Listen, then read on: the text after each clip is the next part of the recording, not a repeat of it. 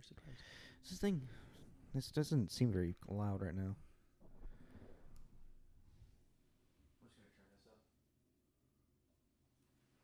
Little. Da-da-da-da-da-da.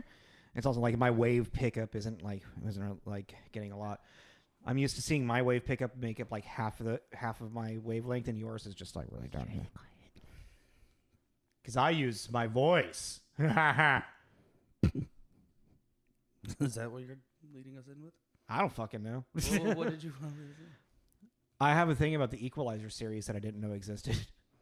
Oh, the Denzel Washington, John Wick. Yeah.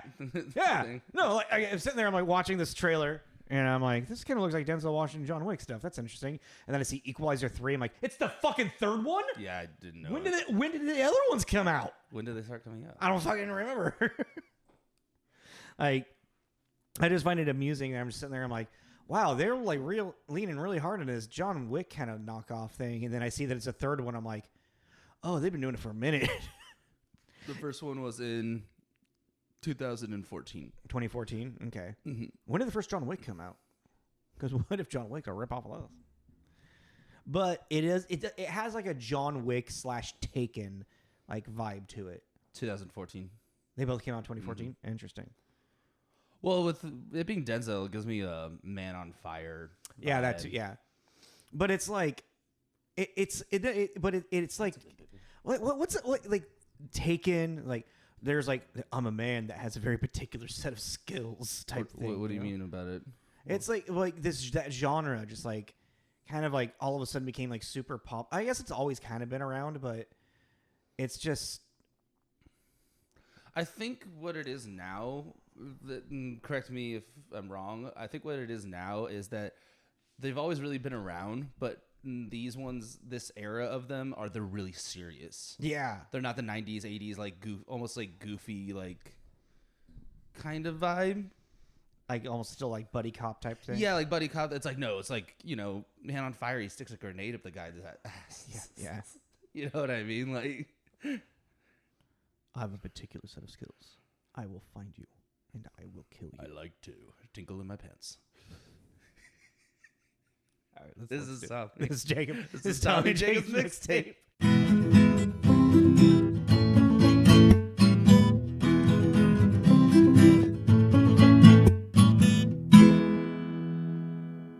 Hello. Welcome back to welcome to episode 158, part 2 of Spooky Season, part 4. Woo-wee. That made my brain hurt. That's a lot of lettuce. That's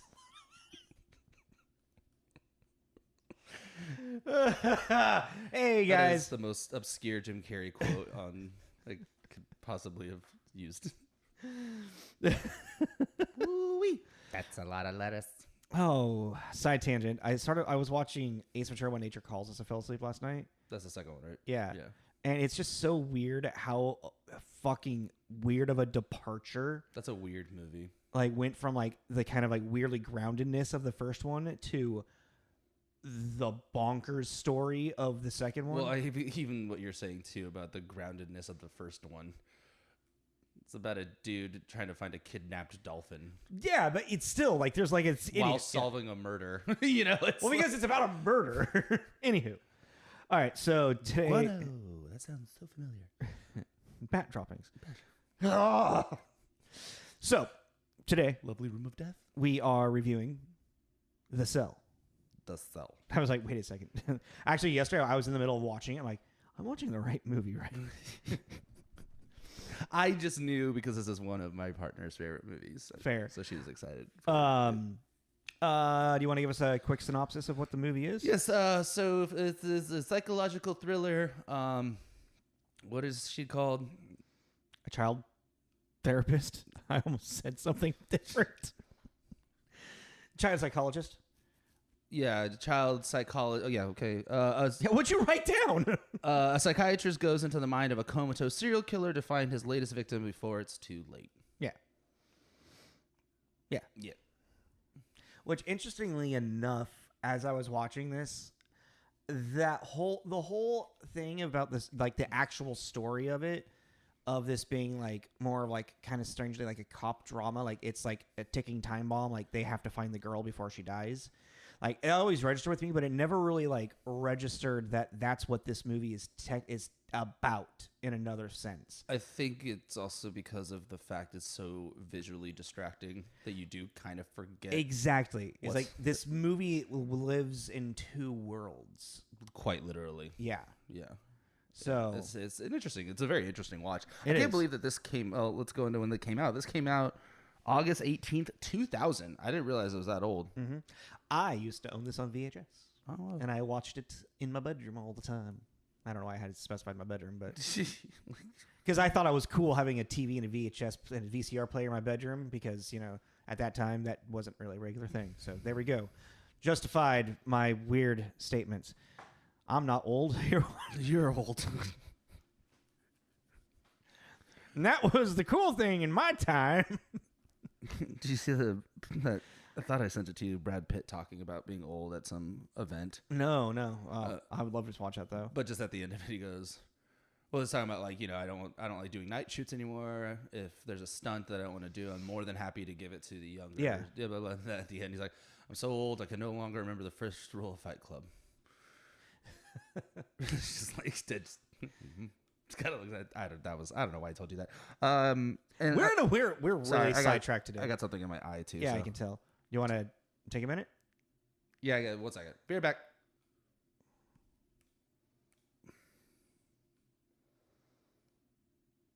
Okay, You good? I think so. Yeah, Okay. And we're back. and we're back. Now I got a little sidetracked to that. I guess. Well, you can also. How did you watch this? I rented it on Amazon. I bought it. Yeah, You just bought it. Yeah, that's fair. I remember liking it enough that I was like, yeah, okay.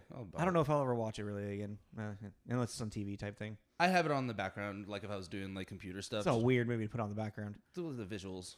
Yeah, but still, it's like those visuals are disturbing. They're cool. They are cool. They're really cool design, but You made me feel weird about leisurely watching this. There is one scene that I could go ahead and I don't need to ever. the intestines. No. Him. Oh yeah. I was like, I didn't need that. Did you forget about that scene? I forgot about that scene. Oh man, that scene's burned in my mind. I was like, I didn't need Vincent D'Onofrio doing all of that. Lots going on in that moment. I was like, I didn't need that. Okay, so this movie, we'll go into written and directed and whatnot. Directed by Tarsem Singh, who really is more like a music video guy, which makes sense. This aesthetic of this movie. You're like, oh yeah, I Yeah. can see that. The only other movie I've seen is Selfless. I hadn't seen any of his other movies. It's like a Ryan Reynolds sci-fi body swap thing. Interesting. Yeah. Wait, is that the one where he? Ben Kingsley like takes over his body. Oh, okay, not what I was thinking of. I think it's Ben Kingsley. I mean, one of the things that for music videos, I noticed he did like "Losing My Religion" by REM. I don't know that video. Oh, it's a very iconic video. You've definitely seen I've seen images it, from just it. know it. Yeah. And like it's just like the way that these like when you're in the dreamscape, and like other people's minds, the way that things are just kind of disjointed in a sense. Like you really is like to have a mind of someone that really knows how to capture the like all of the like different like angles and shots and whatnot. Because like there's this specific scene with Vincent and J-Lo, and like while he's like at the bathtub when he's like, this was my first one, and like it's like he's speaking, but then it's like it cuts around on like his head moving and whatnot, and his narration, like what he's speaking is still happening, but it's like now he's just looking at her, and then it cuts. Like you need to have like a music video mind to really kind of like understand how to like, capture that. You know what I mean? This had some very Silent Hill vibes. Oh, yeah. Gee, psychological thriller? Huh. Just expecting the nurses to pop out any minute. The weirdly sexy nurses. Yeah, the the gore nurses. Yeah. The sexy gore nurses. Just busted boobs and no face. Yeah, that was Stab you with the fucking scalpel. That was also a decision to. It was made. I mean, that's how they look in the game. Is that I've never played Resident Silent Hill. Yeah. When they get the like remasters. I'm really excited for it. Yeah. Because it's all just psychological. I mean, it's like not real, right? Wasn't the movie like a departure, like of the whole like haunted the girl being? The story is not part of the Silent Hill story. Yeah, that's what I meant, right? Like her, like bestowing a curse on this town. Yeah, isn't no, really a thing. No, because it's more. I mean, it's like the original Resident Evils. Like the things that are around you can hurt you and kill you, like because it's a video game like that. Yeah. But it's more about the games are more metaphors for depression and psychological trauma. Okay. Mental health stuff. Yeah. Okay. The monsters that live inside your head. I feel like a monster. Our writer. Where is it? I don't want to see if you can't pronounce his name. Mark Protosevich? Sevic. Protosevich. Or Protosevich. A couple things, like the screenplay for Poseidon, I Am Legend, Old Boy remake, and the first Thor story. It's interesting, actually. I was like, oh, wow, he actually has a good amount of stuff. It's interesting is he also wrote a script for the unproduced Batman Unchained, when it would have been the fifth Batman in the spinning from the original Tim Burton stuff. I didn't know there was a fifth. There was supposed to be. Oh. Batman Unchained? Yeah. Do you know what the premise for that one was going to be? I didn't look it up for it. I just this is on his Wikipedia. Oh. It's very small a little bit, but it's like, and also in 2011, Steven Spielberg met with Protosevich to discuss story ideas behind Jurassic Park 4. And he wrote 2 story treatments for the film, neither of which were produced. Are you looking at Batman Unchained? Yeah, I'm just like really curious now. Huh. Yeah, no, it looks like it had a ball moving for a minute. I think Joel Schumacher was going to be directing it again. Yeah, Schumacher approached Nick Cage for the role of Scarecrow. Interesting. I'm kind of digging that. I'm the Scarecrow. Ooh, booga, booga, booga. Stupid dog, you made me look bad. Interesting. Actually, yeah, like a young Nick Cage as Dr. Crane. I mean, that's not really young Nick Cage right there. Not now, not Nick Cage younger, now. yeah. Younger Nick Cage. Yeah. Because, I mean, this would have been what, like, when did the Batman and Robin? Batman and Robin came out like 99, didn't it? Yeah, 99. Something like that, yeah. 98, so 99. This would have been early 2000s. Yeah. So, yeah, that era, Nick Cage. Interesting. Gone in 60 Seconds, Nick Cage? Yeah, interesting. Did you hear never mind. McConaughey as Osborn was the rumor I heard, and I was like, that's actually pretty great. No, Norman. Yeah. McConaughey. As Norman Osborn. Huh. All right, Spider-Man. I'll get you next time, Spider-Man. All right. Okay. Pumpkin Bomb. So Mark Protosevich, he wrote the story for Thor. Not really a lot of stuff, but I mean, this is a very original idea, for him. I mean, because this is like 100%, he is the writer of this. Like it's him. You know what I mean? Excuse me. No, I was just thinking. I was trying to think of other, movies of devices where you go into like the mind thing. So there's a couple from like previous. Like it actually, there's Dreamscape, and then Dreamscape came out in 1984. Inception. Assassin's Creed. Technically, I guess, yeah. Yeah.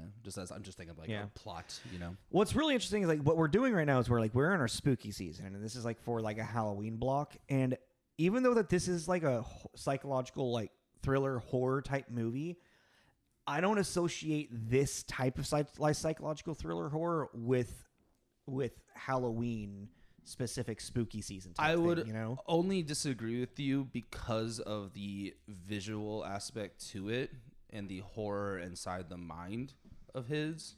Yes, but I guess what I'm saying is like Halloween for me, there's like a campiness to it. Like this is serious. Like Cabin in the Woods. Yeah. Like Tuckers. slasher films have like a campiness to them. And with that we have our whole block for this year. We have Tucker Dale that fits. So Hereditary then doesn't fit into your. I mean, no, but I mean, let's still keep doing it. I'm just no. We're gonna do it. I'm just saying it's that like. But Hereditary, there might be something I need to watch it still. Oh, you haven't seen it. Yeah. Right. So you don't really have much of an idea what you're going into. Yeah. Like I know that it's more of like it's about depression and like kind of like post. It's like loss. Dealing with loss. Yeah. Interesting. Okay, this will be an interesting conversation than Hereditary. If you're having this with The Cell, I'm curious of what you're going to come back with after watching that. Fair. Okay. Because I've seen it, but I've only seen it once. Yeah. And I remember made me feel icky. Oh, really? It didn't scare me, but it's just it's like it's interesting. Them dealing with the situation. Yeah. Well, let's not worry. Yeah, let's focus on The Cell. I feel a weird drag energy out of us today. Do you feel that too? Like everything just kind of feels slow. Yeah. Yeah. Okay. It's not just me. Okay. No. Well, let's pick it up. We should have done some jumping jacks before we started. Okay. Well, let's go into starring for this movie. How many movies did you see? 46 I counted. I counted 44. Yeah. And actually, I just want to say, too, like, I mean, this was on the box office. This was at number 40, which I was surprised by. I thought it would be lower. But also... No, it was a big hit mainly because of J-Lo, dude. Yeah, it was a $33 million budget, and it made 104. So, yeah. Which I just, like... Also, because it's, like, reading the reviews and stuff, it doesn't seem like it was received very well. It doesn't seem like it as well. But it's interesting. We can get into that to the review portion. Yeah. But yeah, so starring J-Lo. Jennifer Lopez. Who we talked about in Hustlers. Yeah. I mean, it's crazy. It's like she doesn't look any different. She really fucking does. It's really. It's like I can tell like in this, it's like you can tell that she is maybe just a little, but yeah, she's younger, whatever. But even still, she doesn't actually look any different. No, like she's just. It's super gorgeous. It's super aggravating. You're just so hot all the time. And she's also just like got such a like even like it. What's cool is like from Hustlers, like seeing how like aggressive and assertive she could be in that. And actually, it's like like seeing her acting chops in that, and then seeing her in this where she's just sweet and soft spoken. Something I never actually realized, which is so funny because she's like a singer and everything, is that she has a really great speaking voice. Yeah. Like in this one, she was like just talking, doing the doctor voice to her patients. I was like, oh, it's very very soothing. J-Lo. You had a very nice voice, J-Lo. You have a nice voice. Will you sing me to sleep? Mammy. Up next, our FBI agent, Vince Vaughn. Which have we ever done anything with? I don't think we have done anything with Vince Vaughn. I think we've definitely talked about him a couple of times. Yeah. Whatever. Because I love Vince Vaughn. I really like Vince Vaughn a lot. Yeah, I love Vince Vaughn too. Which I feel like people like when I say that are judgy for some reason. It's same. No, like it's like why? What's the hate and about like when him? people when they're like to sell with Vince Vaughn in it, and it's like, well, yeah, and this is like not a traditional Vince Vaughn. No, he's role. not. He's not Vince Vaughn in this. Yeah, but that's it. But it's funny too. Everyone's like, I think it's because he always plays like the really obnoxious smartass, the quick-witted, yeah. But it's like the Ryan Reynolds. Like, yeah. That's all he does. Yeah, but Vince Vaughn it's more of like a Boston in your face. Yeah, it's like not Canadian. not like a quick-witted it's more of like you want to look at me? I'm gonna look right back at you, and then we're gonna let's just do this then. I mean, I think he's fucking hilarious. Yeah, I love him in Woody Crashers. Love him in Old School. I love him in Swingers. Yeah, yeah. That's always my go-to Vince Vaughn, just because he's such a fucking prick in that, and I love. What does he always say? Money and baby. Yeah, that's right. Every activity is making money, and everybody's a baby. Let's make some money. Let's make some money. Come on, baby. Come on. Let's make some money. Let's make some money. And it's like he's talking about getting a fucking ham sandwich. You're like, can you not? It's like I find it so annoying, but I also like I super enjoy it because it's so annoying. Like it just really nails it. Oh yes, Old Boy. Fucking. Great Gatsby was it? Oh yeah. Old Boy. Sport. Old Sport. Old Sport. Yeah, fucking. God. Come down to the pool, Old Sport. We're talking martini, Old Sport. Can I borrow $1, Old Sport? then our villain, Vincent D'Onofrio, who's our You say his name wrong every single time. fuck off. It's D'Onofrio. Vincent D'Onofrio. I mean, because it's D-O-N-O. Sorry, Vincent. F-R-I-O. I'm a big fan. I can't say anyone's names. No, you really can't. I'm really terrible at name pronunciation. Who needs a name anyway? If it ain't white, I have a hard time with it. If it doesn't... If it's not Fred. Fred or Alexander. Fred Smith, we're good. Brad, Chad, Chuck, Jack, Karen. Kevin. No, but yeah, sorry. Really? I'm sorry, Vincent. I'm a big fan. Like, yeah, Vincent D'Onofrio. Oh, they're in the breakup together. I just realized. Oh, that. yeah, he is. Yeah, Yeah. he's his brother. Well, They're brothers. we have talked about him. And Adventures of Babysitting. yeah. Yeah. So 2 out of 3. Interesting. Yeah. But yeah, Vincent. D'Onofrio. I know. I'm trying to think. I didn't write Oh. anyone's movies because they're such a big name, so now I'm totally blanking on the Oh, breakup. I mean, he's fucking Kingpin in Daredevil. Yeah, there you go. More recent. Yeah. God, he was good. Yeah. He's Men in Black. Oh yeah, Edgar. Edgar. Yeah. Edgar. Which also fucking amazing. Like, That guy can transform. yeah, he's such an amazing actor, and he's phenomenal in this. Like a Full Metal Jacket. Like he's Oh yeah, he is in that. so too. captivating in that. Yeah, and also, and now I didn't write it down. That's kind of as well. funny, actually. Why maybe it's hard to think of because he does change so much. To be 100% honest with you, I didn't register or really like grasp that he was Edgar in Men in Black until maybe a couple of years ago. I was very much an adult when it finally registered that he's Edgar. Because of just the mannerisms, like how he's like just like the way that he manipulates his face and like whatever makeup they did, he's unrecognizable. wow, he's in 117. Jeez, yeah, no, wow, okay. Ooh. He's in Rings. I forgot they made another fucking Ring movie. I want to watch that one. That's when it gets uploaded to the internet. Yeah, that one's fun. Have you seen it? Mm. Ooh, I want to check that one out. Tamara's gonna have a busy week. I don't know if you'll like the ending of it. No, Yeah, no. Okay, I'll check it out. I like the Ring franchise a lot. I think I've seen that one and the first one. I don't think I saw the second one. I can't remember the second one Yeah, same. at all, really. Anyways, the fucking mom let her kid watch The Ring. Pookie. Yeah, that's fair. I was like, really? That's like, How old is that kid? He's like 8 or something like that. Okay, I mean that's when I was finally convincing my mom to let me watch. I know. But I Like, was just like, yeah. I was just surprised that she let him. I was like, really? I thought you would have been like, nah. Well, my mom didn't want me to watch Child's Play, but I fucking Found a way. Yeah. Anyways, I was just surprised. I was like, oh, interesting. And then so I mean, I guess that's. I mean, pretty much everybody, I right? can't remember his name. There's a couple of people just do a quick shout out to and just pull up the cast list because like Dylan Baker.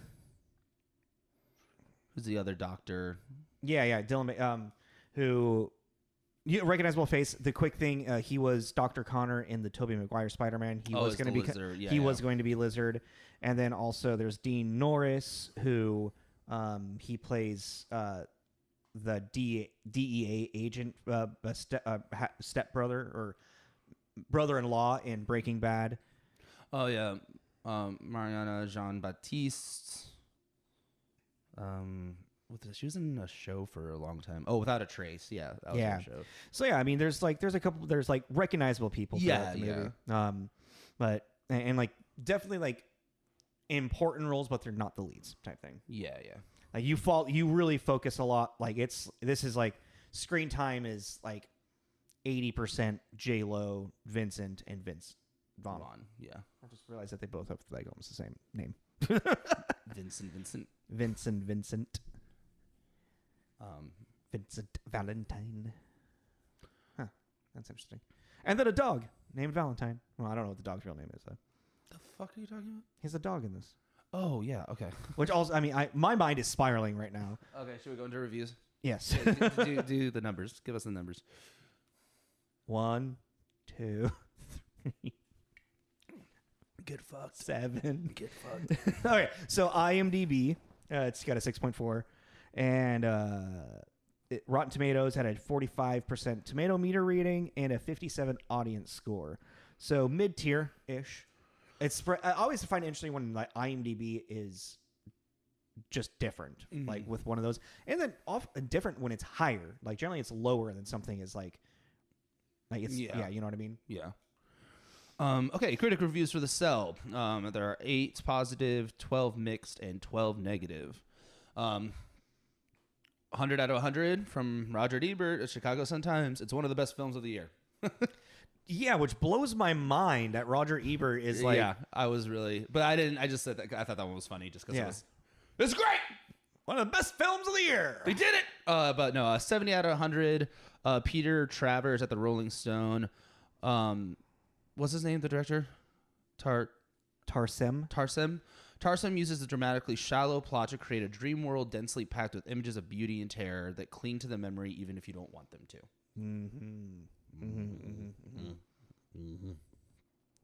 Then 6 French fried taters. Baked taters. Boil them, mash them, stick them in a stew. Damn near split his head in two. Where did oh, there it is. 60 out of 100. Village Voice. Amy Taubin. Not nearly the mindfuck it wants to be. Just like say that again. Not nearly the mindfuck it wants to be. I just like these. It's a mind fuck, but not the one it wanted to be. Yeah, I don't know. it's like, oh man. Yeah, there's not the. I don't know. It's like all over the place. Yeah, like, and then I can just go. There's one that I was reading that I kept like going over and I didn't really understand it. Where is it? Because I had, who did I have for the negative? I had, what is it? Oh, Emmanuel, yeah. Like, okay, like this one, like 20 out of 100, David Edelstein at Slate. Serves up some of the most gruesomely misogynistic imagery in years, then ends with a bid for understanding. Are its makers so diluted that they think they're making the world a more compassionate place? I really like that review. I actually didn't understand that. What are you not grasping in it? If I could tell you that, then I probably could grasp. Well, what are you understanding in it? Serves up some of the most gruesomely misogynistic imagery in years. Yeah, so it's gruesome, misogynistic imagery. Yeah, but it's like the misogynistic part. Is it because his victims are like what he does to the victims? Yeah, it's very much. But it's like that's he's a serial killer. That's like they have an MO. They have a but even still, it's like showing it's showing misogynistic imageries, like images in general. Yeah, that's what he does. That is the MO. So yes, like I think you're looking at it as like a how dare they show this misogynistic. That's kind of it's not like that. It's like it's saying like these are the images that you're seeing. But then ends with a bid for understanding. Yeah, so then it's like we're making compassion for this character that really don't deserve it type thing. Well, no, yeah, but we're showing compassion for the child in him. Yes, not the adult in him. Yeah. I guess, I mean, at the end, yeah, but you know what I mean? I don't know. I just was like... This is a person that's pretty much like, don't try to make a human out of a monster. Yeah, but then, I don't know. Then it's not a very interesting... Then it's not an interesting movie, exactly. Yeah. Then that's what he's saying. He's like, why do we need a movie like this? Do we need to have a movie that makes us feel compassion towards a monster? I mean, I get that aspect to it, but it's even like, I mean, in Silence of the Lambs, like Hannibal is very much he's a monster. Yeah, but he's very human. You don't feel compassionate towards him though. No, but I mean, I don't know. It's like he's a human. He's not just a monster. They humanize him. They make him a human, a real character, a three-dimensional, fleshed-out character. But you never have compassion really for Hannibal. You fear Hannibal still. You're scared of what he might do next. This, like, what that review is pretty much saying is like, like they're what do they and they make themselves feel better, but by a better world by now having compassion for this person.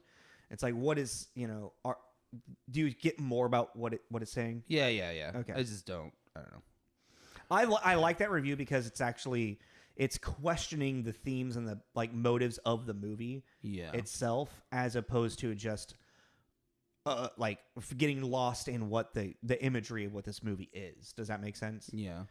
Like, because I was having a hard time trying to like wrapping my head like, what the fuck is this movie really trying to say type thing. And well, like even film.com Gemma Files, visually stunning but emotionally shallow. Yeah, and that's a lot of stuff that I personally feel that I was seeing as through just like the other stuff on the web. Well, because even with the other one, the misogynistic imagery and all, like even this person here, there's so little action or suspense that the cell isn't too likely to multiply itself into a sequel, which there is a straight to DVD sequel. Yeah, which I was like, why? Did you read what the premise of it was? Yeah, it's might as well not even be it's just it's like literally they just slapped the cell 2 on it. Yeah, it's like it's not. But I feel like it was someone actually writing like, I'm gonna write a sequel to the Cell, but it's gonna be about like she's gonna be like a medium and she's gonna enter the mind. What you're like psychically, and you're like, that's not what that movie was about at all. Like, did you watch this Cell? Yeah, but I guess that's what I was gonna say too. It's like almost like it. They could have actually just like honest. This movie is so visually crazy already. They should have just really leaned into it more than they did. I don't know what more they could have leaned into, man. Well, like this one. Some movies make you sorry you've seen. This is 0 out of 100. Some of the movies make you see them. The Cell is one of those. Creepy and horrific. It's a torture chamber film. But like, I don't really agree with that. Well, yeah, that sounds like okay. Some movies make you sorry you've seen them, and a hostage. Can you say that a little bit slower? You're slurring that together. Some movies make you sorry you've seen them, and The Cell is one of those. Creepy and horrific. It's a torture chamber film. I'm sorry that you've seen. Yeah. It's just like, and that's how I feel about Hostage. Hostiling or Hostel? You mean? Yeah, Hostel. Yeah. Oh, Hostage. That's a good movie. Bruce Willis. Yeah.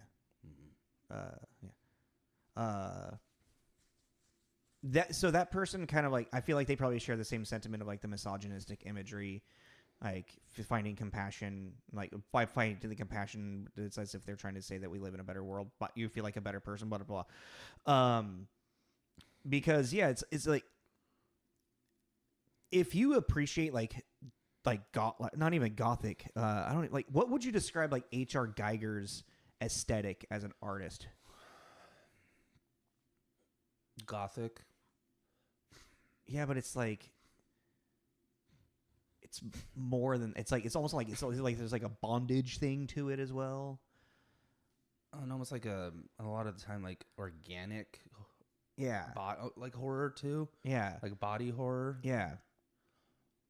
Like, hold on a sec here. Let's see what the internet says about H.I. Geiger. Do we have the same mouse? We do. Oh, I never noticed that before. Let's talk about H.I. Geiger. Do we have the same mouse? What am I supposed to do? I'm waiting for you. Butthead. Biomechanical. Yeah, there we go. So we just said all that just in a lot more words. Exactly, yeah. Well, like, so like breaking down like the quick like synopsis of this movie is like J-Lo, there's this really there's an experimental like therapy thing that they're doing. It's like J-Lo can enter into the mind of a person through this like shit that was created that's being funded by this really rich dude because his son is comatose. So does the kid have like the same like schizophrenic problem that happened with Carl Starger? I don't specifically remember them mentioning that because it's made for children. It's not made for this fucking guy. Well, I mean, it's been made for this kid specifically. It seems like. Well, yeah, though it seems like they had the technology. I knew it was going. They just needed funding, and that's where this couple comes in with their kid. Yeah, and J-Lo is pretty much, so she's a child psychologist. She's a social worker. That's what I was like. Social worker is the word you're Yeah, that's what I was looking for. Social. I mean, she's more than just a social worker, though. Well, yeah, but I mean, she's a social worker also with a degree in psychology. All right, child psychologist Catherine Dean is hired to conduct an experimental virtual reality treatment for coma patients. Yeah, so she's pretty much like trying to get this kid to like, get out of a coma, and the idea of like it's like they enter the dreamscape is kind of like the best way to put it. And then you have that introduced, and then you have introduced Vincent D'Onofrio, who is Carl Starger, now serial killer and very weird stuff, like where he likes suspending himself, and there's a lot of weird themes of like suspension and flight and water, like overdone, overused in this movie and whatnot. Like at the very end when she's like dropping the kid in the water, it's like it's a flashback to when he first spoke to like the boogeyman in his head or whatever. Yeah, but I also if I think isn't there a thing about people with certain like yes, they like the feeling of suspension. Yes. So it's like and then like going into like Starger as the serial killer is, it's like they took it was like the guy who wrote this, Mark Protosevich. It's like he read about a bunch of serial killers and stuff that are like MOs for serial killers and was like, that's cool. And then just like amalgamated them all into one person. Do you think he likes virtuosity a lot? No, I think we found the inspiration for this movie now, man. It's like Starger is a trope of a serial killer. He's a caricature. Yeah. Well, it's also like, man, it's like he is a really intelligent serial killer too. And that's another thing. Is he though? Well, to settle that up, that whole kill. Oh, I see what you mean with that whole kill room. Oh yeah, I guess so. Yeah, and then it's so like, let me just go down my go. My train here. So yeah, we have him set up serial killer, and he like kidnaps girls, then he puts them in this like Saw in a cell, literally in a cell. Yeah, like a very Saw kill room thing. Yeah, it's like they have food, they have a toilet, like water splashes on them, and they have 40 hours before it fills all the way up, and then they drown, and then he cleanses them with bleach, and he turns them into his dolls and whatever, and yeah, there's a lot going on. And then you got Vince Vaughn, FBI agent, ex-DA, district attorney turned FBI agent, which was weird. That was like, how you don't just willy-nilly decide to quit. And then go to the fucking FBI. It's also it's so unnecessary story beat. Yeah. To humanize him in a way where it's like you could have just made him an FBI agent that likes his job because he wants to help people. Yeah. You don't need to have this weird. But he has a dark, troubled past as well. Yeah, I'm like, and it's like when J-Lo's like, "Do you really think people that have been have trauma that they won't come out the other side?" Like he's like, "Yeah," and like it's in City when he's like, I was beaten too. Yeah, it was weird. That's the thing though, is like because they're saying this story is really shallow, and it's like the only real saving grace of this is the visuals. Yes, because once you get into the dreamscape and you're dealing with young Carl and then Demon King Carl, which is like the aggressive, violent, murdering side. The plot no longer matters because you're just dealing with the immediate issue of. Yeah, so the young kid, Edward, he's left comatose by a viral infection that causes an unusual form of schizophrenia. But the same thing that happens with Carl Starger when he has this weird aneurysm and the cops are coming to get him. Okay. Yeah. All right. So we have our character set up, and then what ends up leading to J-Lo entering into the mind of this serial killer is that he has like some type of like aneurysm or something. Yeah, let's see. Does it describe it in the right here? After learning, he succumbs to the same schizophrenic illness of the kid and falls into a coma, just as the FBI identifies him. Leading them without any leads as to the location of his latest victim. It's like on paper, this like the story. It's like it's very Criminal Minds-ish, Oh yeah, I mean, that's probably why my partner likes it so Yeah, much. 100%. Yeah, now I'm thinking Which is about it. weird. Like, we liked it for the, like, dreamscape stuff, and she Yeah. liked it for the, like, Criminal Minds type thing. Well, because watching it again, you know, especially when we're doing this podcast and we're watching it through a different lens, Mm-hmm. you know, whatever. There's a lot of moments I'm just sitting there. I'm like I know it's a dreamscape, but like, why? Why this image? Why did we like the horse? Oh, that's okay. And that's another thing. Like, Is, like, why? let's kind of talk about like what Carl's mind is, which is interesting because like it is a interesting like deconstruction of the mind of a serial killer, you know. But then like all of the images that are in here are actually all inspired by like classic like art from stuff like Yeah. Which that also ties into my saying that he's intelligent.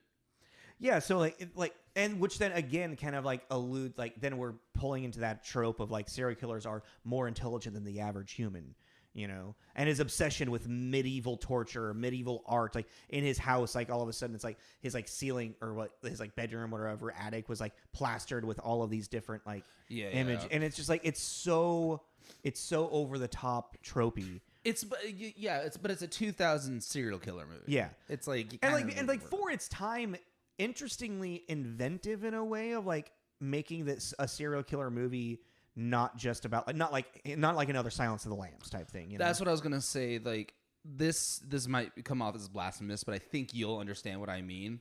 This and Seven. Yeah, Seven is a very different serial killer movie. Yeah.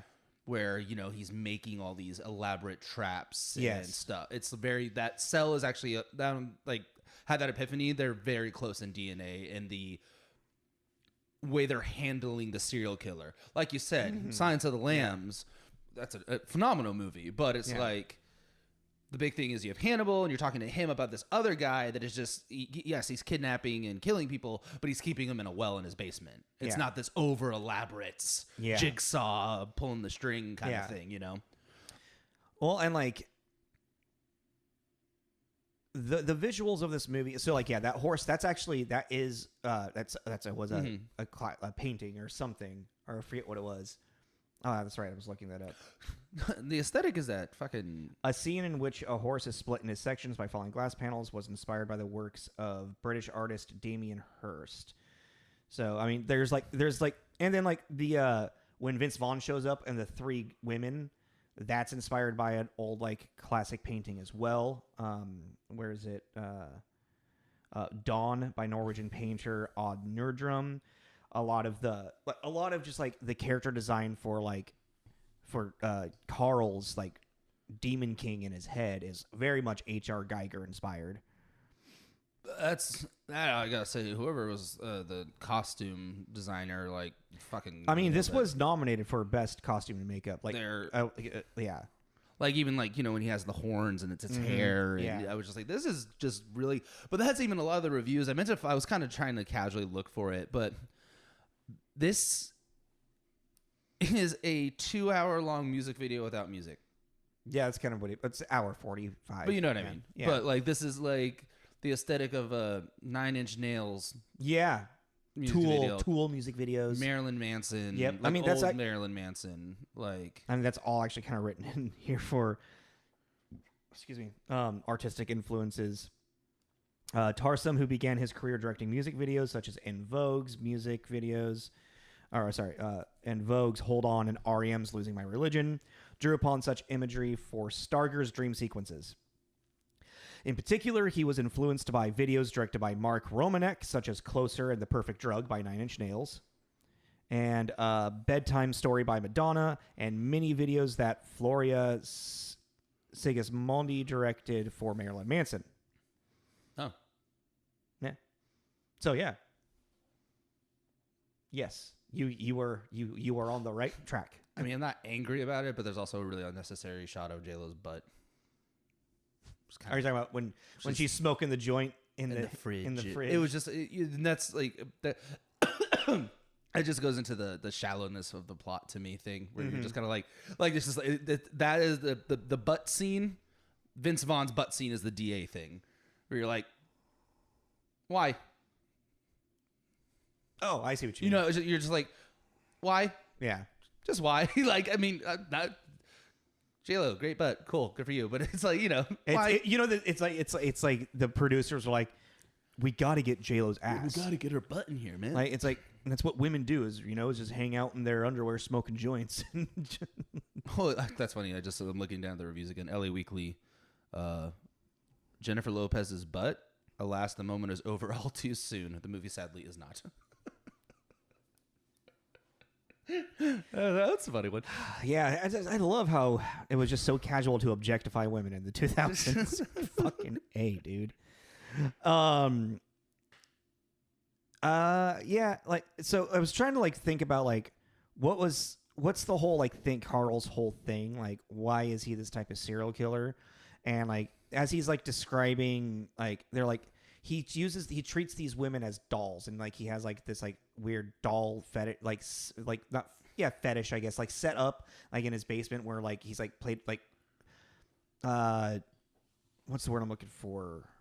Manipulated isn't the right word, but like changed all of these like dolls, like different type of heads on top of them. Manipulated. He's pulling a Sid. There's a different type of word I'm trying to use, but yeah.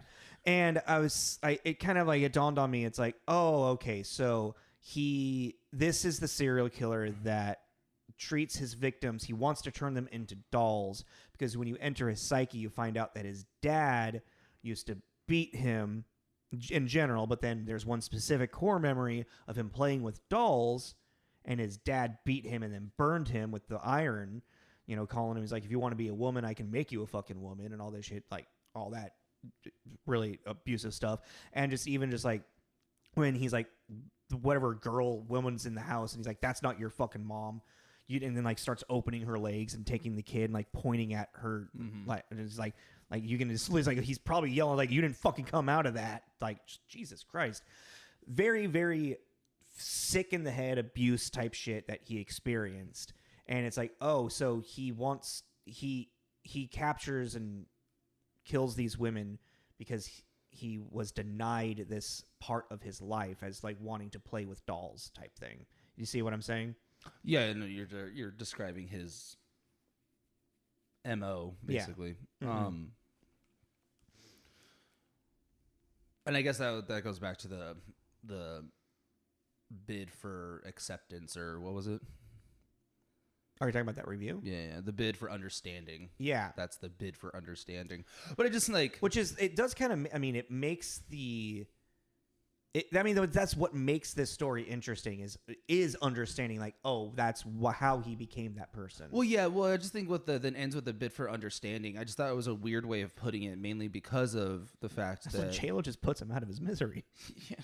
I mean, he asks for it too. But yeah, like, no. Well, that was a really creative way for them to like have that moment, because it's so Vincent D'Onofrio's like performance is just like back and forth bonkers, because he's like this over the top, very like demon king, like evil entity in his head, and then you have like when you see him just like as Carl talking, like then you see him as the kid, like not the kid but like him as the kid, you know what I'm saying? And talking about how he found this bird and he knew that the best thing to do is to put the bird out of its misery before his father found it, because he couldn't imagine what his father would do to it. So he held it underwater until it stopped breathing. And he knew that's what was best for the bird, because otherwise the bird was going to get worse. And then looking at her and being like pretty much he's like, can you do that for me before he comes back and gets me again?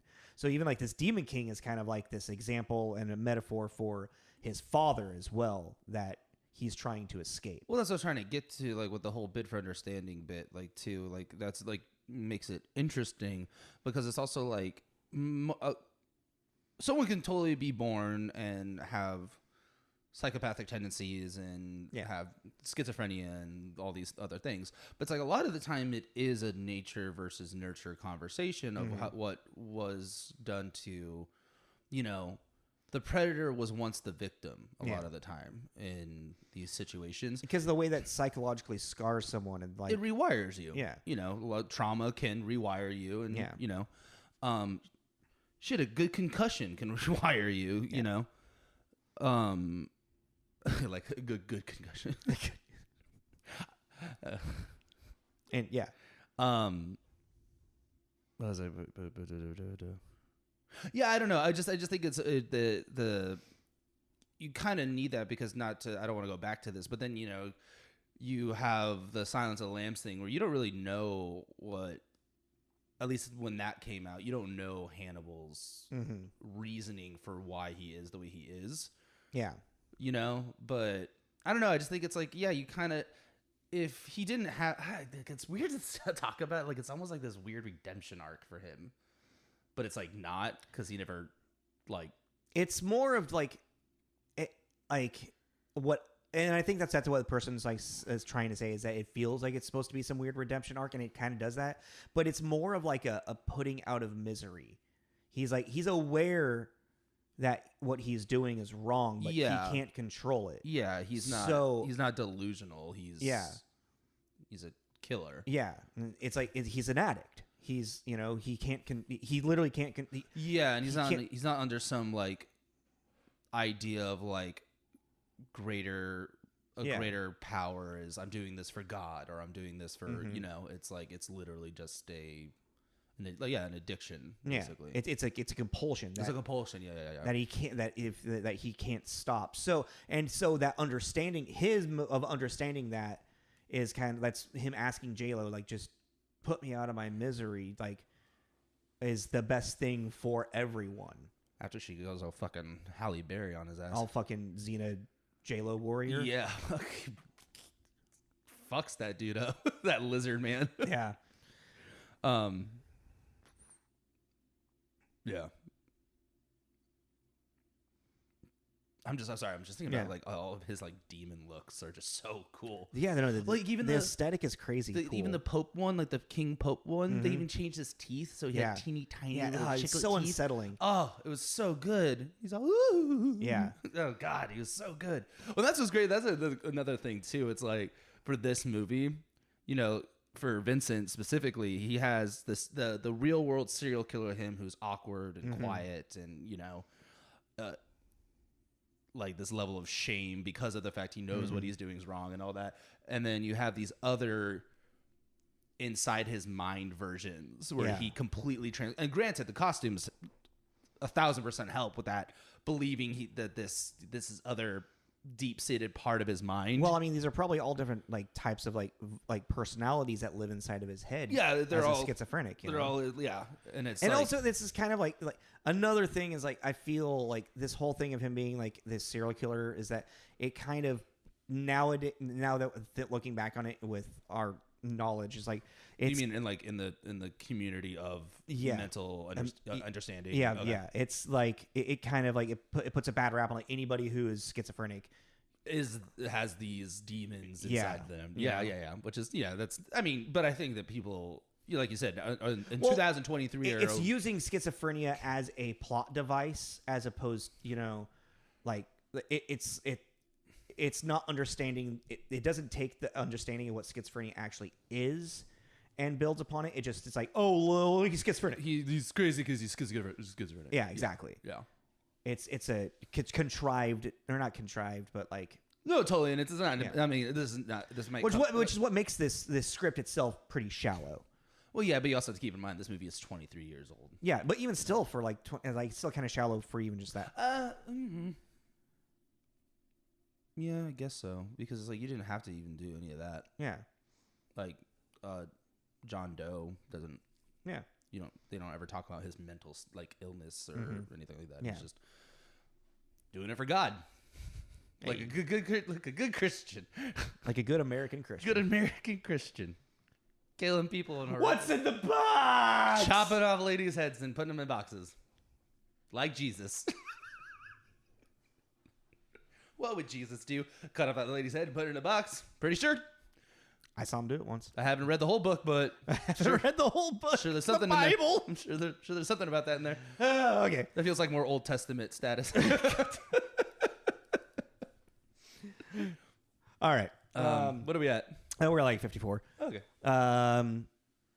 Yeah, I mean, ultimately, and like kind of where I was kind of like going with a little bit is like with all of like this imagery, like these classic paintings and whatnot, they allude to all of these things of like how intelligent Carl actually is. Like he's artistically blah blah blah, which again like another trope, and it just kind of like it's nice that they have that stuff for the like the dreamscape world, which is cool, but then it just I guess that's what it is. Like the dreamscape, it's like they had to create all of these this like complexities to make the dreamscape world or interesting.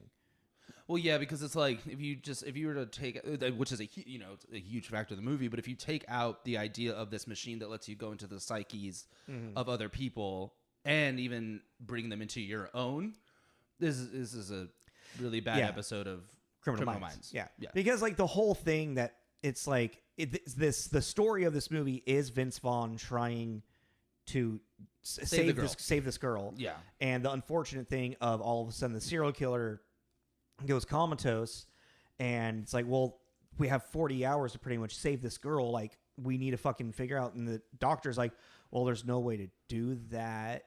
And then but then he remembers, this experimental this thing. World-changing machine. Just oh yeah, I forgot about the dream bot thing. I forgot about that. Huh.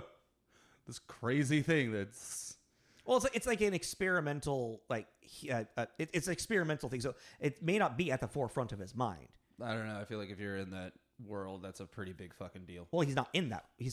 I see what you mean. Yeah. I see what you mean. But like the whole thing, the only reason that he makes that connection is because the kid has the same schizophrenia that he recognizes in Carl. And he's like, no, like someone like in this, like with this type of schizophrenia, like when this happens, they're just comatose. Like there's no way to get into their, there's this experimental project that nobody really probably knows about, honestly. I like how it is like Inception too. Like it's like they suspend them and then they put a blanket on their face with some sparkly stuff on it, and then that's it. There you go. I didn't really. Yeah, wow. And then Inception is like, here's a box with some tubes we put in your arm, and then somehow, you're just kind of like it's like okay, there's a carrot, there's eat it, it's fine. Just the silk cloth on the face. That's funny. Yeah, I mean, so yeah, the movie is more like it is like a weird. Yeah, it's a weird episode of Criminal Minds. Yeah. I mean, that's an oversimplification, but yeah, I mean, if you're really into like imagery and costume design, this is for you. Yeah, it's because it's a very terrifyingly beautiful. Yeah, place to be. It's aesthetically interesting. Captivating. It's very interesting, and it's actually, for being as old as it is, it didn't age terribly. No, I mean, it's because a lot of the stuff is in camera effects. Yeah, which is cool. It's always fun to see that. Also, it's like this. Also, like it was filmed. I don't think this was filmed. This wasn't digitally filmed. I think this was filmed on like, I forget what the size of the film, like the millimeter. I think it may have been like a 15 or 30 millimeter. That is so fun. I didn't actually like because of the grain that's on it. Oh yeah, did you notice the burn that kept happening? Yeah. That's what I mean. Is that shows that it was filmed on an actual like. Yeah, but why did they keep that? A lot of the time they take care of that. They don't leave that in there. I think it's more of like it's more of an old film thing. Cigarette burn? What is it called? Yeah, because it's to show that to change the reel. Yeah. But I just like it was kept in there for whatever reason. I don't think it could be taken out. No, you just because that's the end of the reel, so you would just edit it to where you know what I mean? Yeah. I don't know. Anyways, I just noticed that. I was like, am I going crazy, or is that a fucking cigarette burn? That's not what they're actually called. That's just the slang for it. Right? Is it cigarette burn? I think so. I think that's my brain is not working properly right now. I think we need to wrap this up. What's your carrot? I was gonna give it like a 3. Yeah, just because like it plot wise it's a 2.5, but the visual. Yeah. Because I was even thinking, like, as we were talking too, when he comes out as the Snake Man and it's his like cape, but it's like his scales as he's coming out of the water. It's just a really interesting mind sat there and like, and I mean everybody, you know, from either like cinematographer to director to costume, art direction. Yeah. It's just like a lot of real like people sitting there with really interesting ways of thinking on how, you know, there's even that like very like Spawn-esque kind of like cloak thing. Yeah. You know, where it's very flowy, and it's this beautiful but terrifying because it's this monster coming out, you know, coming to life from this man's psyche. So yeah, I'd say a 3. It's good. Like I enjoyed it. Do you think that bodybuilder woman was one of his victims? That was another why. You know, I mean, yeah, I would assume all those women are in his mind are some kind of projection of victims he had. Yeah. You know. But I mean, like, but she was the only one that wasn't like on display. Yeah. I don't know. I just thought it was kind of like, okay. I mean, cool, big buff lady. But I was just kind of like, why? What? Well, because even then, it's like because then that implies that muscles matter in this world. When it's like, well, it's like it's the Matrix. Like it's not real. Yeah, but it's also the thing of like if you think it, like, you know, like. As they kind of describe it, like the old wives' tale, if you die in your dream, you die in real life. Yeah. Like if you begin to think it's still, which what happens to J-Lo, if you begin to think it's so real, we didn't even talk about that, how she gets lost in his mind and Vince Vaughn has to go in and save her. Which was another kind of weird story bit about her dead brother that he's like getting tortured and just screaming that. Well, I mean, that makes sense because he's trying to snap her out of it. I just thought that the dead brother college thing, I just was like, okay. I guess, you know, like it's the DA thing. I'm just like, yeah, okay. Because it's like, no, you can have the brother. It's just like a weirdly specific, I don't know. It was like weird details given about it. Well, yeah. I mean, okay, that one made sense to me, though. Because what he's doing is trying to make her realize that she's in... No, no, I get that. So he has to get into weirdly specific stuff. It's just, it's like he's... But it's kind of more of like a... We have no knowledge of him. Like she's never talked about it before. Yeah, that's what I'm saying. It's just like but as his intestines. But it's like he's like, out. But like he would have done like a quick background research on her before entering the mind. You're creating a narrative that was not presented. But it makes sense for him. If he's an FBI agent, he would do that. I get it. It's like as he's saying, I was living there. I'm like, how does he know? How well, he's an FBI. Like that was going through my mind. As his like intestines are getting pulled out. I'm like, that's just all I mean. I was like, this is weird. There, I'm like, what? How does he know that about her? And then I'm like, but he is an FBI agent. He would have done research on her. Yeah, that makes sense. So he would know this. Okay, I was just like, step out of him, J-Lo. I was like, this is just like the DA thing. It's just a little weird. I was like, I'm fine with it, but it's a little weird. Also, like the awkward at the end when she just shows up at his house. Why is she here? She wants to see where he lives. Like, and she's keeping the dog. It's a whole wad of weird, or whatever the guy says. Yeah. It's a weird movie. Very strange. Yeah, that's good. Like 3 out of 5, really, because it's you know. Also, he lives across the street from an elementary school. Did you notice that? Yeah.